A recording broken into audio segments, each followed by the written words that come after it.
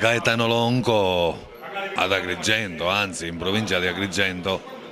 è diventato un'istituzione, grande giocatore dell'Agrias, ha al suo attivo una promozione con la Cavese in Serie B se non ricordo male,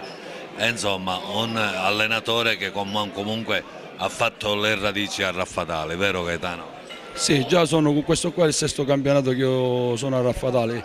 E secondo me mi sono trovato sempre bene, per me è una seconda casa, ho trovato sempre persone per bene, persone con cui mi sono sempre confrontato nella maniera migliore e i risultati diciamo, si sono visti. Abbiamo programmato diciamo, la promozione, ci siamo riusciti anche se sotto certi aspetti magari in un momento magari non facile per noi. Ora ci aspetta questo campionato di eccellenza, è un campionato molto difficile, non ci dobbiamo dimenticare che siamo una neopromossa e una squadra nuova per 8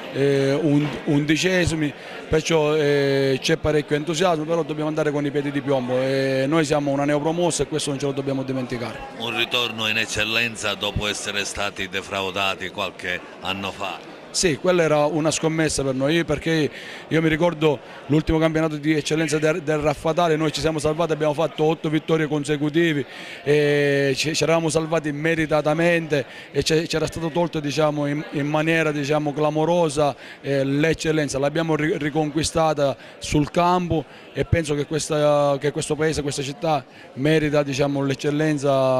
a pieni voti. Tu sei un ex giocatore, un grande giocatore dell'Agrias di tutti i tempi, Camarat, Gemini, Campofranco, Raffatali,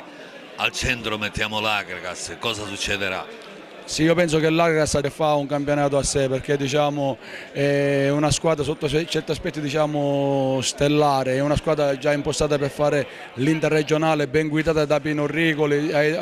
sono tutti elementi di categoria superiore, però è un discorso che si deve confrontare partita per partita perché pur essendo una grande squadra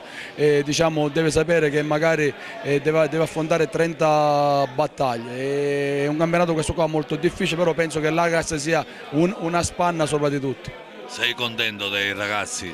Sì, noi abbiamo completato l'organico, ora l'ultimo acquisto è Geraldi, penso che sia una garanzia, viene dalla vittoria che ha vinto l'anno scorso, ha vinto il campionato l'anno scorso con il Ribera, penso che per lui parli il suo passato diciamo, da professionista, è venuto qua a darci diciamo, una mano, è un ragazzo serio, una persona seria ed è uno che, diciamo, che si è messo subito a disposizione della squadra e la società ha fatto diciamo, un grosso sacrificio nell'andare a completare l'organico.